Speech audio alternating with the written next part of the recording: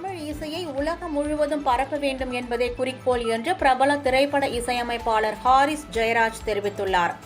சேலத்தில் திருவாக்கவுண்டனூர் அருகே உள்ள தனியார் மைதானத்தில் நடைபெறும் Harish the king of hearts என்ற மாபெரும் இசை நிகழ்ச்சியில் கலந்து கொள்வதற்காக பிரபல திரைப்பட இசையமைப்பாளர் ஹாரிஸ் ஜெயராஜ் சேலம் வந்திருந்தார்.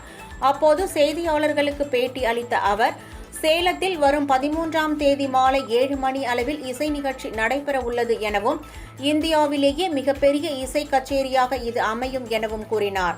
13 இசையமைப்பாளர்கள், 16 பாடகர்கள் மற்றும் ஒலி அமைப்பு என மிகப்பெரிய பொருட்செலவில் இந்த நிகழ்ச்சி நடைபெறுவதாக அவர் குறிப்பிட்டார்.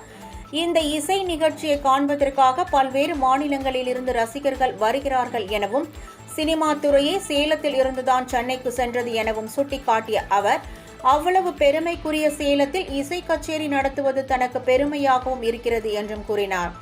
செயற்கை நுண்ணறிவு தொழில்நுட்பத்தை இதுவரை பயன்படுத்தியதில்லை என கூறிய அவர், திறமையான பாடகர்கள் பலர் இருக்கும்போது ஏன் இறந்த பாடகர்களை பயன்படுத்த வேண்டும் என்று கேள்வி எழுப்பினார். தமிழ் இசையை உலகம் முழுவதும் பரப்ப வேண்டும் என்பதே தமது லட்சியம் என்றும் அவர் குறிப்பிட்டார். என் இலக்கு இப்போ நான் எதிர்பார்க்கவே இல்லை. இப்போ இந்தியாவில் இந்த கடந்த ஒரு 2 வருஷத்துக்கு முன்னாடி தான் அந்த கான்செப்ட்ன்ற ஒரு விஷயம், இந்த கோவிட் முடித்த டைம் ரொம்ப எல்லோரும் வீட்டுக்குள்ளேயே இருந்தவர்கள் பட்டு பண்ணும்போது தான் தெரிஞ்சது, திடீர்னு பெரிய ஒரு பூம் ஆயிடுச்சு. சினிமாவை விட இன்னைக்கு கான்செப்ட்டுக்கு தான் மிகப்பெரிய மக்களுடைய வரவேற்பு இருக்குதுன்னு சொல்லிட்டு மிகப்பெரிய பத்திரிகை எழுதியிருக்கு. நீங்கள் பார்த்துருக்கீங்க, கோல்ட் பிளேலாம் வந்து பண்ணியிருக்காங்க நம்ம நாட்டில். கிட்டத்தட்ட 200 கோடி கலெக்ஷன் 4 நாள் உங்களுக்கு தெரிஞ்சிருக்கும். எது ஒரு ஆங்கில நிகழ்ச்சிக்கு. ஸோ இப்போ வந்து மக்கள் வந்து லைவ் மியூசிக்கு மிகப்பெரிய ஆதங்கம் பூம் வந்திருக்கு. எனக்கு தெரிஞ்சு இன்னும் பெரிய நிலைமைக்கு இன்னும் சொல்லப்போனால் எனக்கு தெரிஞ்சு அடுத்த 5 வருஷத்தில் சேலமில் ஒரு 3 ஆடிட்டோரியம் கூட கட்டலாம், யாருக்கு தெரியும்.